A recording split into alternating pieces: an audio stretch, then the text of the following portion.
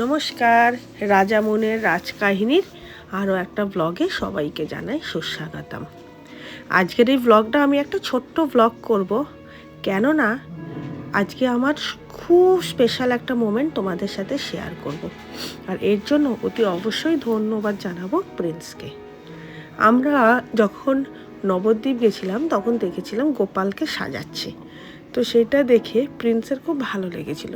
তো ব্যাস, ওর যেই ভালো লাগা সেটা তো বাস্তবে ওটাকে মানে ফুলফিল করতেই হবে, এরকম একটা ব্যাপার। তো ওর মাথাতে ঘুরছিল ও আমাদের গোপালাকেও কি করে সাজাবে। এই নিয়ে তো মোটামুটি একদিন ঘুমই উড়ে গেল, সারা রাত্রি স্বপ্ন দেখলো গোপালকেও সাজাচ্ছে। আর যেরকম ভাবনা সেরকম কাজ। ও কলকাতাতে সব জায়গা থেকে ঘুরে ও কিনলো এই গয়নাগুলো আমাদের গোপাল রাধাকৃষ্ণের জন্য।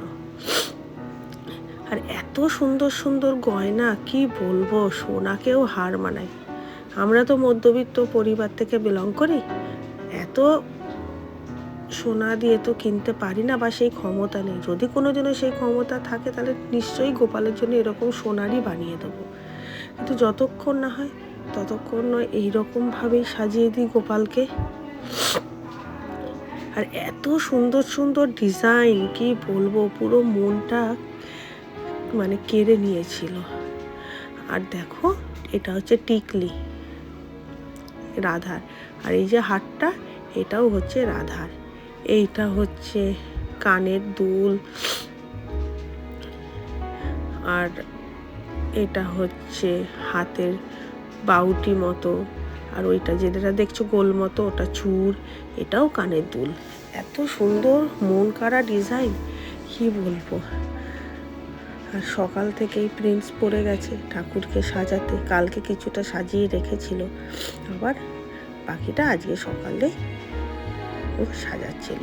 তখন আমি একবার ভাবলাম তোমাদের সাথে একটু ভিডিও করে দেখাই কেমন লাগছে আমাদের গোপালাকে। এই দেখো, কিছুটা সাজিয়ে রাখা হয়েছিল।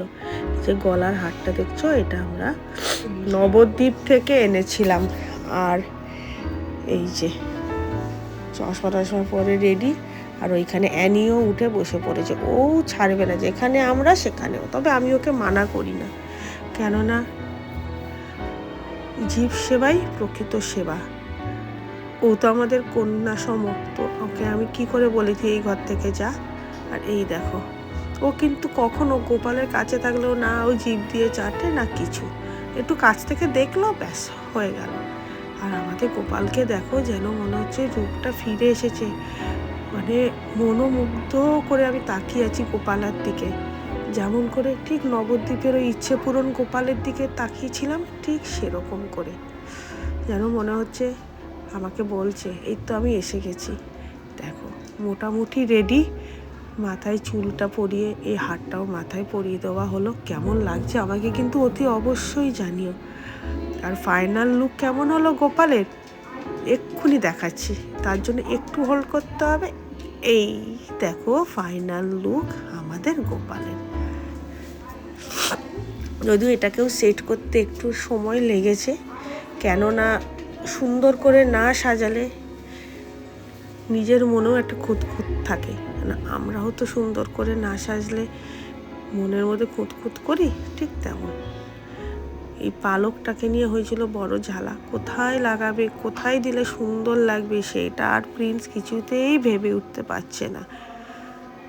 আসলে ও একটু এইসব ব্যাপারে পারফেক্ট, সবসময় থাকার চেষ্টাই করে।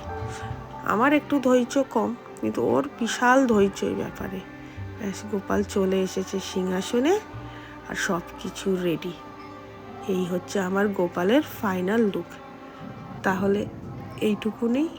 আর ব্লগটা যদি ভালো লাগে একটা লাইক, কমেন্ট আর শেয়ার করে দিও, আর পারলে একটু সাবস্ক্রাইব করো।